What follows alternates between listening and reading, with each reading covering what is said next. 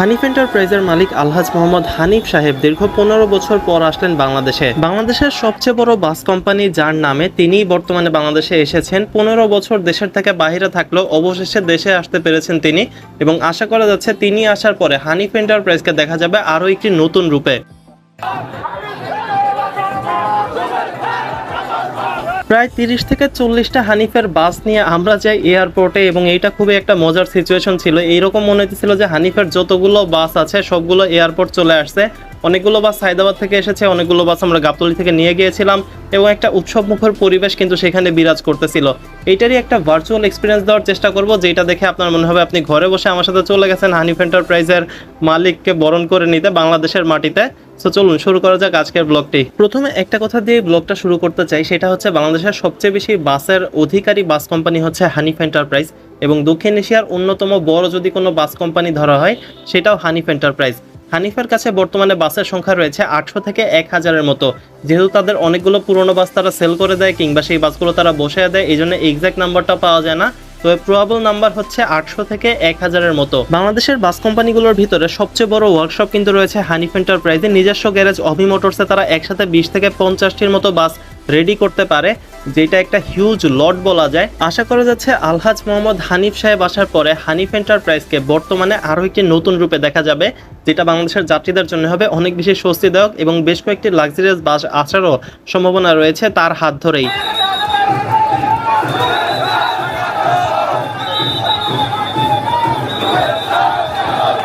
সকাল 11টার দিকে আমি চলে যাই আগারগাঁও মেট্রো স্টেশনে। ততক্ষণে হানিফের বাসগুলো গাবতলী বালুরমাঠ থেকে সাজিয়ে এয়ারপোর্টের উদ্দেশ্যে রওনা হয়ে গেছে মেট্রোতে করে। অতঃপর আমি চলে যাই এয়ারপোর্টের কাছে। সেইখানে গিয়ে জানতে পারি সায়দাবাদ থেকে 18টি এবং গাবতলী থেকে 18টি, এই টোটাল 36টি বাস এসেছে, এবং সামনে আমি আরও 3টি বাস দেখতে পারতেছিলাম, যেটা হচ্ছে অন্য জায়গা থেকে আসছে আর কি। হানিফের ম্যাক্সিমাম স্টাফ, চালক, হেল্পার, ড্রাইভার, এছাড়া যারা কর্মরত আছে কাউন্টারে, সবাই আসলে একটা অঘোষিত বিরতি নিয়ে সবাই চলে আসে এয়ারপোর্টে টার্মিনাল 1-এর কাছে। প্রথমে আমি যখন এই প্রোগ্রামের কথা শুনি তখন আমি আসলে যাওয়ার কোনো ইচ্ছা ছিল না। আমি বলেছিলাম যে আমি যাব না, কারণ আমি প্রথমে ভেবেছিলাম এটা হয়তো কোনো পলিটিক্যাল পার্টির প্রোগ্রাম। তো পরবর্তীতে যখন দেখলাম যে তাদের স্টাফরা, বিশেষ করে বাস লাভাররা সবাই যাচ্ছে, তো অ্যাজ আ বাস লাভার কিংবা অ্যাজ আ বাস ফ্যান আমি সেখানে যাই।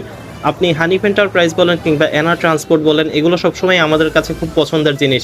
এইটার মালিকের পলিটিক্যাল স্ট্যাটাসের উপরে আসলে এইটার সাথে আমাদের ভালোবাসাটা আপ ডাউন করে না। আমরা অ্যাজ আ ট্রান্সপোর্ট হিসেবে এগুলোকে অনেক বেশি পছন্দ করি, এবং আমি পার্সোনালি ফিল করি যারা বাংলাদেশে বিজনেস করে, বিশেষ করে বাসের বিজনেস করে, তারা যদি শুধুমাত্র বিজনেসম্যান পরিচয় থাকে সেটাই তাদের জন্য ভালো হবে।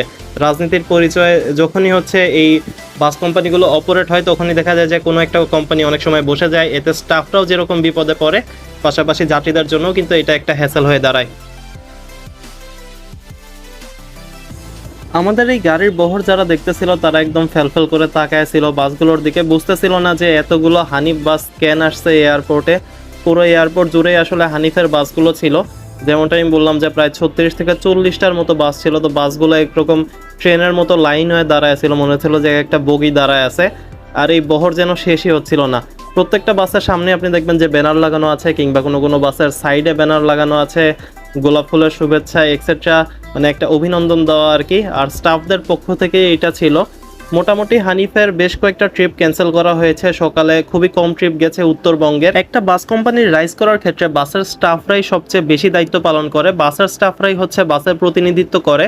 যে 3জন স্টাফ থাকে তার উপর ডিপেন্ড করে এই কোম্পানির উপরে মানুষের ইমপ্রেশনটা ক্রিয়েট হয়, কারণ যাত্রীরা তো আর মালিককে দেখে না, যাত্রীরা দেখে এই 3জন স্টাফকে। আর স্টাফরা যে কতটা ডেডিকেটেড সেটা আসলে আজকের প্রোগ্রাম থেকে আরও একটা প্রমাণ পাওয়া গেল। সকাল 7টার থেকে বালুর মাঠে উপস্থিত হওয়া শুরু করে, অনেকে সারা রাত গাড়ি চালিয়ে আসছে, এসে রেস্ট না নিয়ে চলে আসছে আবার তার বাস নিয়ে। আর সবাই একদম দুপুর 3টা পর্যন্ত প্রায় না খাওয়া ছিল, 4টা-5টা বেজে যায় আমাদের গাবতলী আসতে আসতে। তো এইরকম ডেডিকেটেড স্টাফদের জন্যই, সেলফলেস মানুষদের জন্যই কিন্তু একটা কোম্পানি প্রোগ্রেস করে।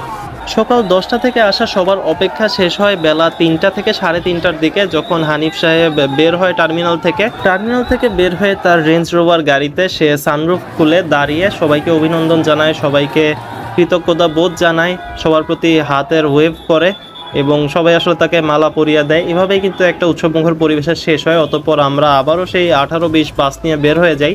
বাসগুলো যখন এয়ারপোর্ট থেকে সিরিয়ালে বের হচ্ছিল সেইটা দেখে সবাই আসলে একদম মানে টু বি অনেস্ট বোঝাই হয়ে গেছিলো, মানে বুঝতেছিল না যে আসলে হচ্ছেটা কি।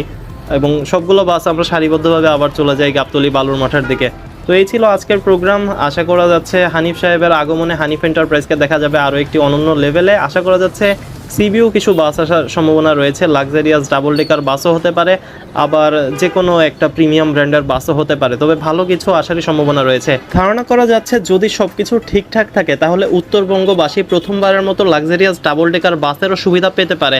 সো এই ছিল মোটামুটি আজকের একটা ভিজুয়াল রিপ্রেজেন্টেশন। এরপর আমি এই বাসে করে চলে যাই গাবতলীতে। পরিবহন জগৎ রিলেটেড যে কোনো তথ্য সবার আগে জানতে চাই সাবস্ক্রাইব পাশে থাকার অনুরোধ ছিল। বাসক ইন্টারেস্ট থাকলে জয়েন করতে পারেন ফেসবুক গ্রুপ বিডি বাস লাভারে।